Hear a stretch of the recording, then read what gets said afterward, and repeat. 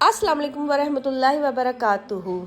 आज हम बात करेंगे उस दिन की जो सब दिनों का बादशाह है, जुम्मा मुबारक का दिन। वो दिन जिसमें एक घड़ी ऐसी आती है जिस घड़ी में कोई दुआ रद्द नहीं होती, और अगर उस घड़ी में तुमने दुरूद पाक पढ़ कर दुआ मांगी तो यकीन करो तुम्हारी तकदीर बदल जाएगी।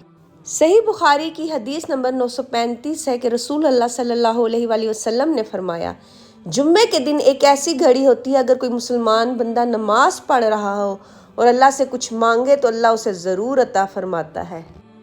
और एक दूसरी हदीस में फरमाया कि इस घड़ी को असर के बाद आखिरी वक्त में तलाश करो।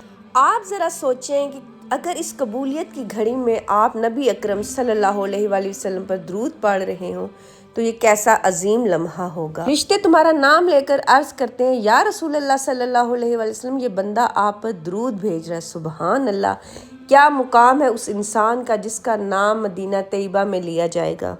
दुरूद पाक वो जिक्र है जो दिलों की सख्ती पिघला देता है, गमों को रहमतों में बदल देता है और दुआओं के दरवाजे खोल देता है।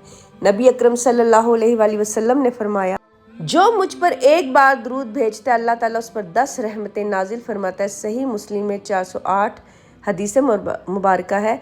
तो सोचो, अगर तुम जुम्मे के दिन 100, 200 या 1000 बार दुरूद पाक पढ़ोगे तो तुम पर कितनी रहमतें नाजिल होंगी। आज के दिन अहद करें कि हर जुम्मे को कम से कम 100 मरतबा दुरूद पाक ज़रूर पढ़ेंगे, और ख़ास तौर पर असर के बाद अपने दिल की हर दुआ मांगो, क्योंकि मुमकिन है वही लम्हा कबूलियत का हो। अल्लाहुम्मा सल्ली अला सय्यदीना मुहम्मदिन कमा तुहिब्बु व तर्दालाहु। इस वीडियो को दूसरों तक भी शेयर करें ताकि जुम्मे के दिन हर दिल में नूर बन जाए। वीडियो अच्छी लगे तो लाइक कर दीजिएगा, चैनल पे नहीं है तो सब्सक्राइब कर दीजिएगा। अपना बहुत सा ख्याल रखिएगा, दुआओं में याद रखिएगा। जज़ाकल्लाह खैरा।